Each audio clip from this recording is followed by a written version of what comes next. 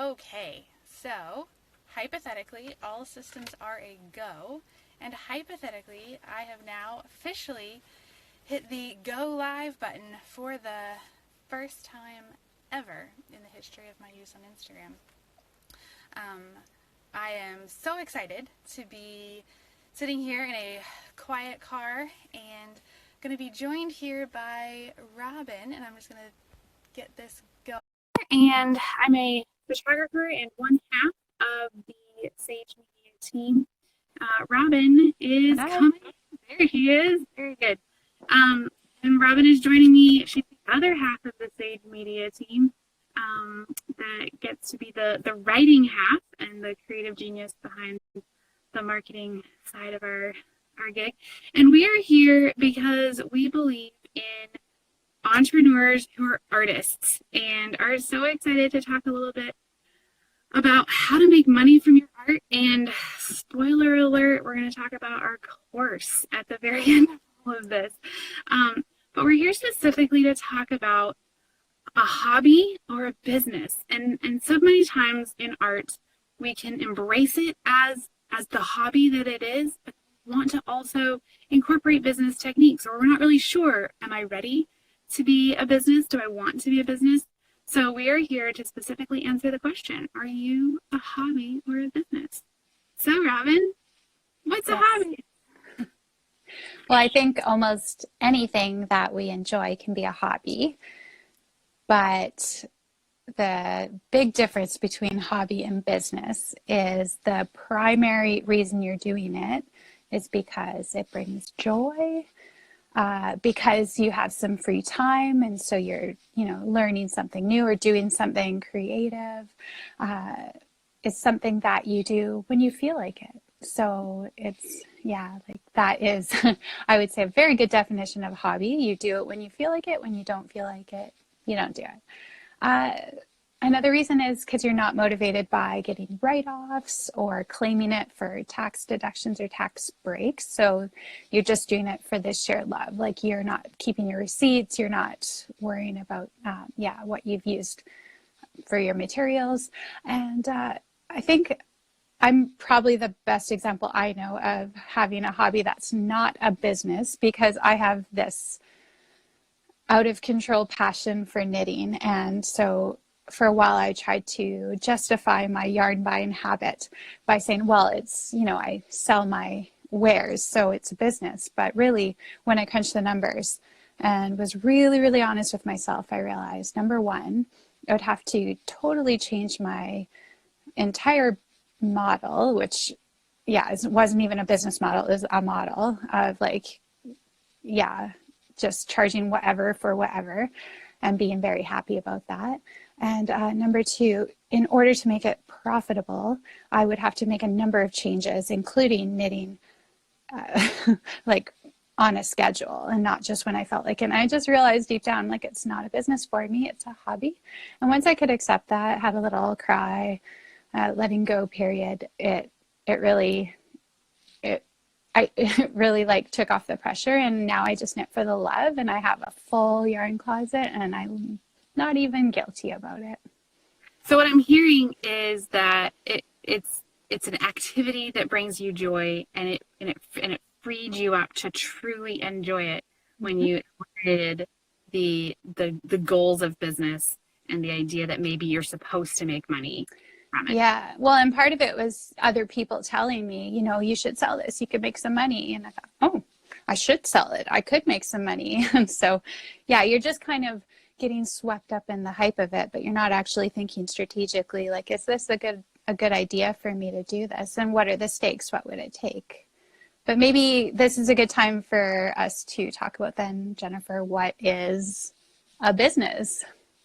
So I want to clarify before we pivot here that a business can also bring joy. A business can also be fun. Using your art to pursue income does not negate the idea that it's enjoyable. But at the end of the day, it does require that strategy that you referenced, that as you're taking art and making it a business, you're thinking through your decisions, each step that you're making, very strategically, very intentionally choosing, I am doing my art as a business. But then, even though it can still be fun when you do art as a business, it also means that when you don't really feel like doing your art, you maybe do anyway. That you have to lean into doing it for the sake of the income or for the sake of the client, even when maybe it's not the most enjoyable thing, or when you feel like you're pulled in so many different directions. Another key element of a business is something that's scalable, that's beyond just your individual maybe skills or capacity, that maybe you can turn it into teaching someone else to do it on your behalf and then selling that art. And that makes it a little bit less personal, maybe feels a little bit more not corporate, but cookie cutter. But it's something that you have to be able to consider as you're thinking strategically about your art, as you're thinking through, do I want to make money? Am I willing to sacrifice maybe some of that whimsical freedom of creativity and instead focus on what does a customer want and how can I make an income from this? And really, at the end of the day, making your art as a business is something that you're willing to work hard at.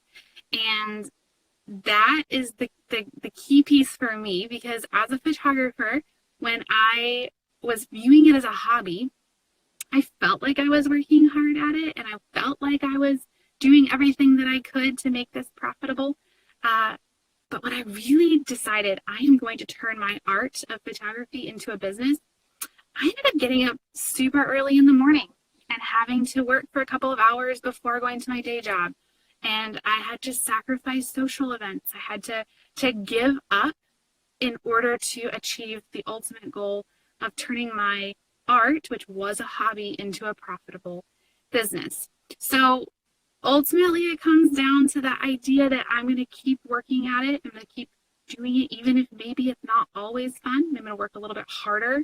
Maybe I'm going to be a little bit more strategic, and I'm willing to sacrifice just a little bit of my my lifestyle in order to pursue what I really, really want to do, and that is turn my art into a business. So Yeah.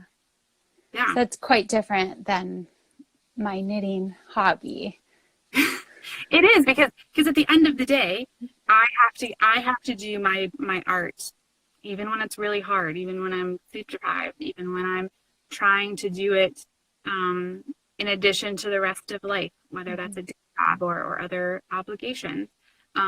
Whereas I would presume that when life gets a little busier for you and your hobby of knitting, that can separate and set aside. It gets put to the side and I pick it back up when I feel like it. So it's a wonderful freedom.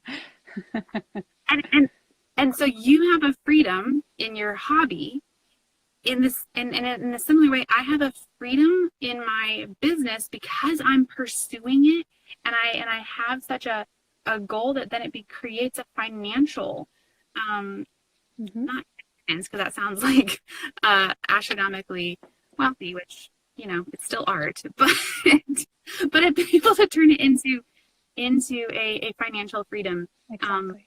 By giving up some of that freedom, maybe of not working at it when I don't want to. Yeah, back when you were growing your business, you did sacrifice a lot, but now this is your business. So I would say that is quite a bit of freedom. It really is. I mean, I quit my day job, so that's the ultimate freedom right there.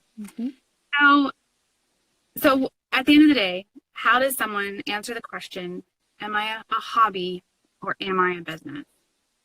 Yeah. Well, I think the biggest thing is you'll know in your heart, especially when you hear the breakdown between my hobby, your business.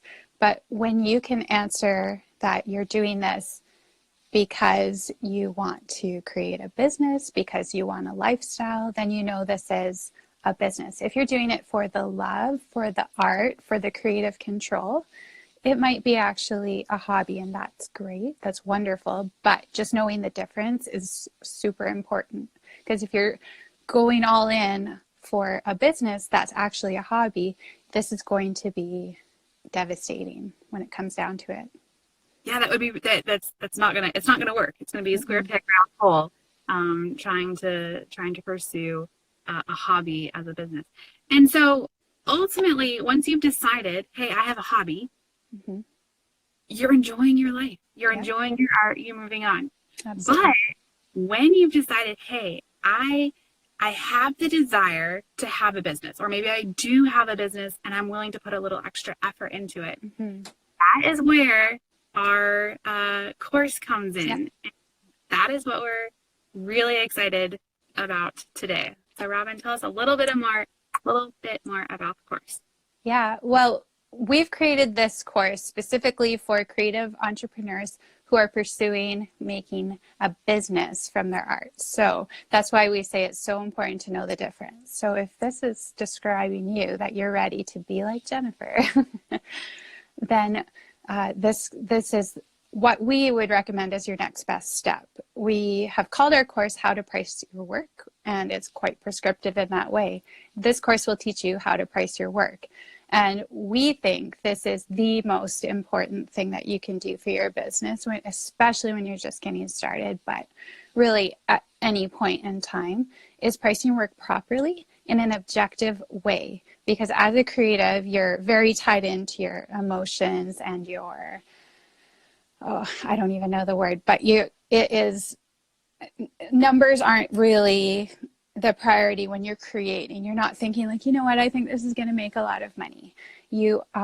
So then when someone says, well, I really like it, what do you want for it? Then you kind of do this deer in headlights freeze and like and now you're in this position of absolute terror of what do I charge for it? So our course is going to take away all of that emotional roller coaster up and downs and just give you this objective framework for pricing your work in a responsible way, but in a way that you're going to make money so that you can turn your creative passion into a thriving business.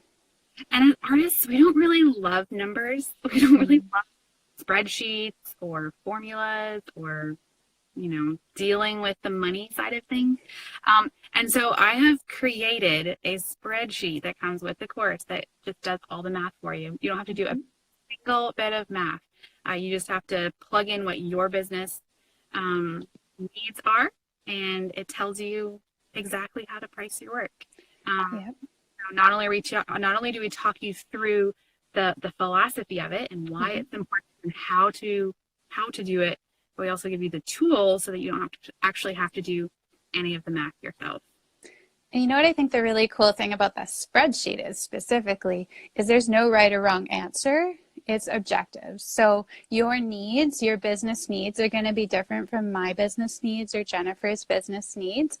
This spreadsheet has absolutely no judgment. Like you plug your numbers in and it spits out what you need to charge in order to build the business and lifestyle that you're dreaming of. And I just come back to this idea that it's hard to talk about numbers as an artist. We don't want to put a price tag on this piece of our heart that we're putting out and hanging out for people to see. But to be able to eliminate the emotion is so important. Yeah. And go ahead, sorry. Well, it gives you a really good negotiating or haggling boundary too, because you know what it costs you, you know what you need to charge, and you know how much room there is. So it just gives you so much power. You're not ever going to be in that like terrified state ever again. No. And then too, if someone doesn't like what you charge, it's not as personal. It doesn't matter if someone doesn't buy your stuff. Yeah, that's true. It makes it a lot easier. Although, of course, a rejection is a rejection, but Absolutely. It's definitely, you can stand strong behind it because you know what? You ran the numbers and this is just how it is. Yeah. So, and the reason that we're talking about this right now is because we have decided it's going to go on sale. Yep. So the course for the next 2 weeks is 40% off, and we will get a link in our profile right away for this to be able to get directly to it, to get the discount, and to get started. And once you've nailed down that you want to pursue art as a business, the next step is to eliminate the emotion and be able to price your work in an objective and factual way so that you can make money. Exactly. Yeah. So this is an excellent time to jump on in. And actually, we're offering a bonus too this time around, which we didn't offer the last time around. Do you want to tell everyone about that? Well, in this world where we're not necessarily hanging out in person with each other, we are excited to utilize technology for a one-on-one coaching call. So when you purchase the course, we will set up a time to be able to have a face-to-face over the computer screen conversation to be able to get to know exactly what you need and how we need to how we can best help you and what your business exactly needs. Mm-hmm. Yeah, and this is like next level stuff. So we want you to go through the course and work through all of that, set your prices, and then come to us and tell us where are you stuck, and we'll figure out now how to get through that. And just, yeah, we think this is such a nice add-on to this course because sometimes even if you can get in a good frame of mind for your pricing, then like, well, now what? What do I do next? So, and especially in this time of like, well, maybe you were planning on taking your wares to markets or displaying that at a gallery, and that's just not really an option right now. So we'd love to help you strategize a next step in this time of life, because we're all making it up as we go. And so this is an excellent time to be creative and collaborative. Yes, and that's why we're here. So, well, I think that's all that I have to say, but thank you for joining the conversation and for being part of this question, hobby or business, and we will hope to talk with you soon to be able to coach you along the way. Yeah. So we'll put up our hobby versus business. We have a little graphic. We'll put that up in our stories. Mm-hmm. We'll update our link to the course in our profile, and we hope to see you in the inside. Thanks for joining me, Robin. Bye. Bye.